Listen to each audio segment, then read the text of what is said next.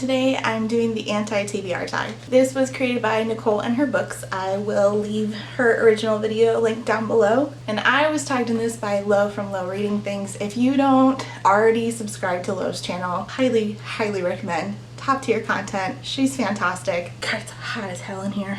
Okay, question number 1 is a popular book that everyone loves that you have no interest in reading. For me, and I'm going to break hearts here, this is The Raven Boys by Maggie Stiefvater. I'm sorry, I just don't have any interest. I've heard the synopsis and I don't care. I really don't. Question number 2 is a classic that you have no interest in reading, and I don't know if this counts as a classic. I feel like it does, but it's George Orwell, 1984. And for 2 reasons. 1, George Orwell was a sexist, so anything I need to know about his book, I can just Google. I don't need to read it. You don't need to recommend it to me. And 2, the reason that I vehemently do not want to read this book is because remember when that transphobic person decided to post a transphobic video onto BookTube? I told that person, hey, here's some books by some trans authors that you might be interested in reading to broaden your horizons, because you're wrong.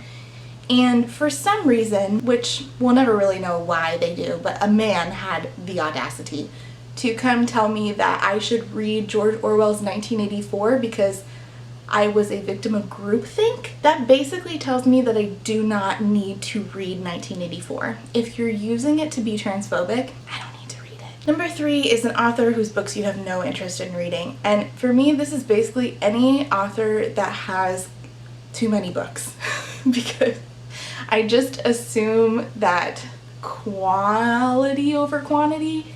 And I'm not going to read things like done by James Patterson or Danielle Steele or Nora Roberts. I'm just never going to pick up their books. No interest.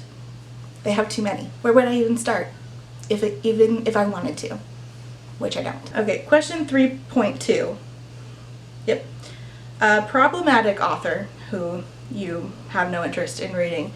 Okay, so I've already read his books, some of them, and I've decided I'm not going to read any more of them. And it's Jay Kristoff. I don't really need to talk about why I don't like Jay Kristoff. I've already done that several times. I don't like him. I'm done reading his books. I don't like him. I don't think he's a good person. So, I'm all done.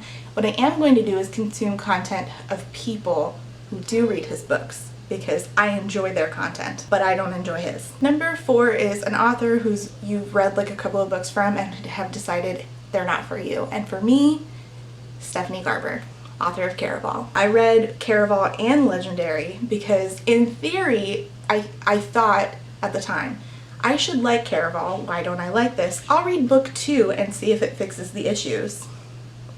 The issues did not get fixed. It's just bad. It's just bad. I have a whole review of Caraval. I will link it. It's just not good. Just no. Number 5 is what's a genre that you have no interest in? And for me, it's paranormal romance.